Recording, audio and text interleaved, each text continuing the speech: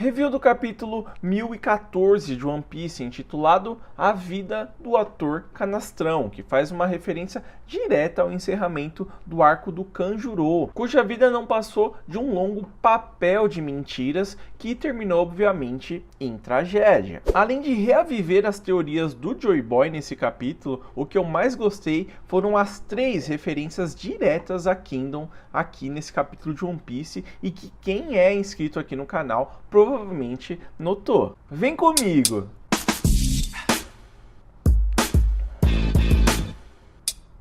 Fala, Unidade! Supimpa? Meu nome é Paulo e você tá no canal da Unidade. E certa vez, numa entrevista, o Oda revelou que atualmente o seu mangá predileto é Kingdom. E dessa vez sim, a gente provavelmente já pode afirmar que a influência de Kingdom finalmente reverberou na obra magnífica que é One Piece. Mas antes de revelar todos os paralelos de Kingdom aqui nesse capítulo de One Piece, vamos começar pelo começo, com o Kaido comentando que apesar de incrementar os seus ataques com o revestimento do Haki do Rei, a técnica do Luffy deixou a desejar, ao ponto de ele sequer lembrar o nome dela.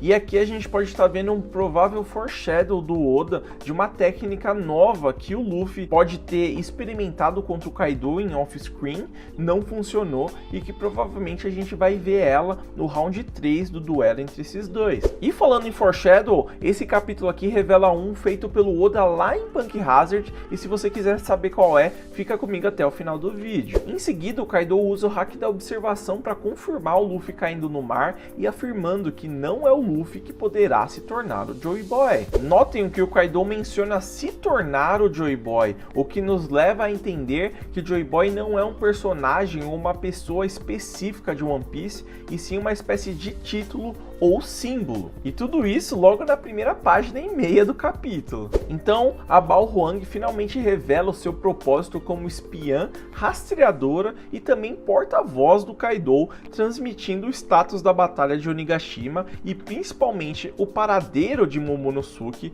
para o Kaido. E aqui a gente já vê a primeira provável influência de Kingdom em One Piece, onde o Kaido utiliza a Bao Huang para anunciar para a Onigashima inteira que o líder da rebelião, Luffy do Chapéu de Palha, foi derrotado por ele. Esse é um artifício muito utilizado em Kingdom para desestabilizar e afetar a moral do exército inimigo assim que eles perdem o seu general em batalha. Porém, mesmo em Kingdom, dependendo do carisma do general ali, esse artifício sai pela culatra, uma vez que ao invés de desmotivar o exército inimigo que perdeu seu general, o exército inimigo acaba se tornando um bando de demônios selvagens e suicidas que nenhum exército gostaria de lidar. Depois disso a gente vai para o terceiro andar do castelo de Onigashima, onde o Yamato está fazendo uma baguncinha ali, enquanto a Shinobu e o Momonosuke acham que estão escondidos no sótão do primeiro andar. E ao ler o diário do seu pai Oden, Momonosuke parece ter notado algo importante sobre o seu destino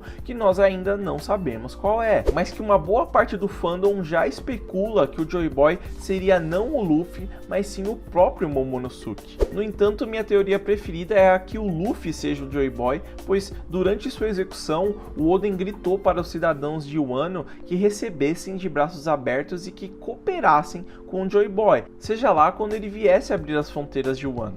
E o fato do Luffy convenientemente ter caído no mar logo antes de Onigashima chegar em Wano prepara algum dos ingredientes para que o Luffy seja em breve anunciado como Joy Boy. Só que em quais circunstâncias o Luffy seria apresentado e reconhecido como Joy Boy em Wano? Bom, se a gente considerar que o Momonosuke, assim como o Luffy, consegue ouvir a voz de seres colossais como Zunisha, somando ao fato de que Luffy também conseguiu ouvir as vozes dos gigantescos reis dos mares lá na Ilha dos Tritões, isso pode significar que a voz que o Momonosuke ouviu, mas que ele não reconheceu, tá? Então a gente pode excluir o Zunisha aí, seja nessa hipótese a voz dos reis dos mares que, por sua vez, salvariam o Luffy que está no mar e que também estariam trazendo a Arca Noa, assim como foi prometido há 800 anos atrás, e envolvendo inclusive o Joy Boy. Sendo assim, a configuração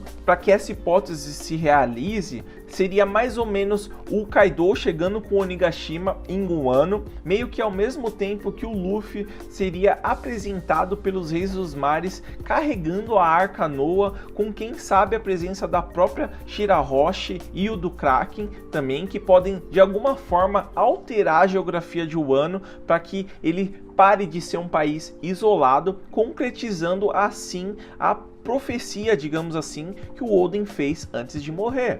E uma coisa que eu senti falta nesse capítulo é que até então o Momonosuke esteve monitorando a condição do Luffy na luta contra o Kaido lá em cima do domo. No entanto, ele acaba não notando que o Luffy apagou e que também caiu no mar e está prestes a morrer. Talvez isso se deve à descoberta bombástica que ele parece ter lido no diário do Oden, seguido pela voz ensurdecedora que ele ouviu e que certamente o distraiu.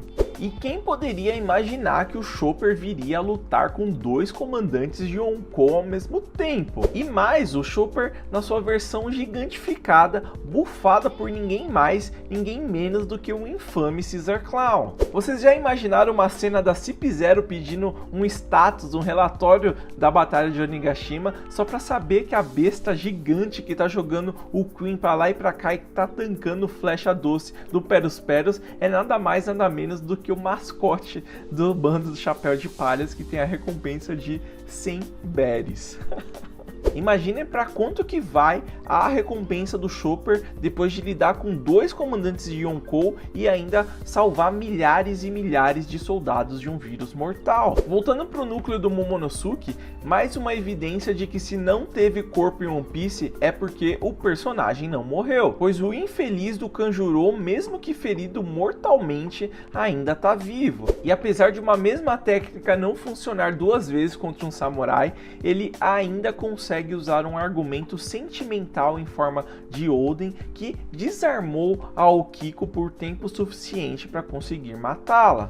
E só um detalhe aqui, além da gente ter visto o Kanjuro na página passada, ali prestes a subir a escada que dá para o sótão onde o Momonosuke está, além também das espadas fajutas que ele desenha na sua forma de Oden, o que definitivamente nos evidencia que aquele não é o Oden é que os desenhos do Kanjuro não mostram a panturrilha do Oden que era ostentado por ele originalmente. Ele tem um kimono mais longo que oculta as panturrilhas do Oden e é por isso que o Oda nos mostra um quadro como esse aqui, pois essa foi uma das formas que o Oda criou para a gente conseguir diferenciar esses dois Odens e afirmar que aquele não é o Oden real. E então rola algo nunca antes visto em One Piece e que definitivamente não faz o estilo do Oda. Dois personagens relevantes morrem na mesma página. Okiko pelas mãos de Kanjuro e Kanjuro pelas mãos de Kinemon, sendo a morte do Kinemon a segunda referência direta a Kingdom aqui em One Piece. O Oda agora entende, unidade, que guerras exigem sacrifícios e que violência demanda consequência, e baseado na entrevista que ele deu para a Jump Fest 2020, onde ele afirma que os chapéus de palha irão se deparar com uma realidade de guerra, dá sim para a gente assumir que ele fez a sua lição de casa e que ele se baseou na maior obra oriental de guerra que é Kingdom, o certamente atual maior expoente sobre o tema guerra que a gente tem atualmente. Em Kingdom, pessoas importantes morrem o tempo todo, pois essa é a consequência de uma guerra, e o One Piece carecia nesse sentido de consequências até então. Por fim, a neve nunca cai eternamente e toda apresentação chega a seu fim.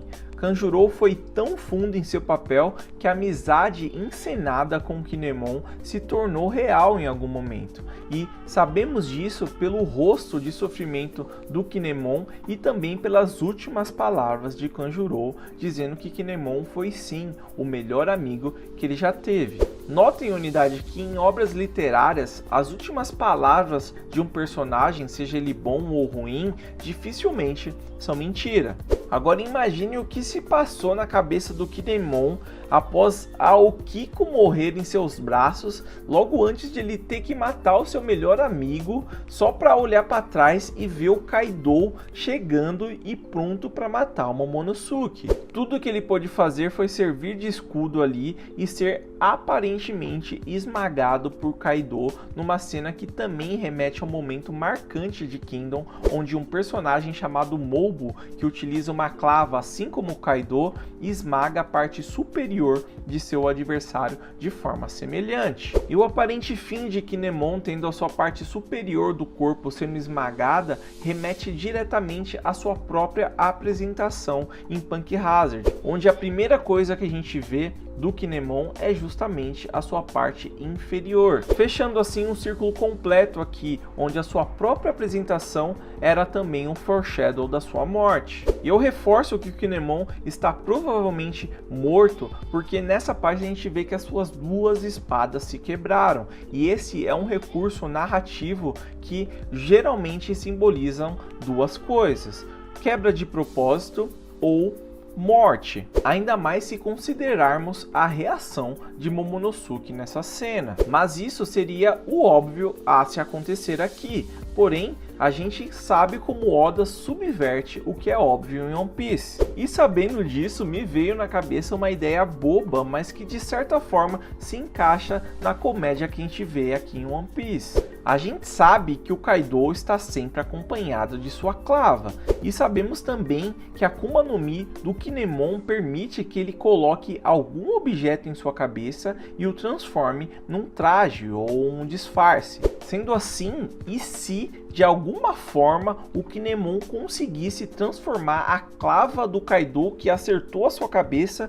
numa espécie de traje e assim nerfando o Kaido para sempre? E quem sabe essa roupa ou traje se tornasse um símbolo da derrota de Kaido e que viria a ser trajado pelo próprio Momonosuke no ato de abrir as fronteiras de Wano para o mundo. Gostou? Refutem minha teoria aí nos comentários que eu quero ver. Mas até então a situação aqui é de alerta vermelho total, unidade. Corre todo mundo, é dedo no cu e gritaria, o boss tá solto, pronto para dar o wipe em geral. Se você teve a sua experiência de One Piece expandida nesse vídeo aqui, já deixa seu like sincero, comenta o que seu coração mandar sem medo e checa a sua inscrição no canal para não perder mais reviews tanto de One Piece quanto de Kingdom aqui no canal da Unidade. Um forte abraço para os oficiais da coalizão que estão concorrendo a uma camiseta da Unidade Rishin, e o sorteio rola essa semana aqui. Eu vou anunciar o vencedor no review de Kingdom que vai sair essa semana, beleza? Tô ficando por aqui, mantenha a sua chama acesa e tchau!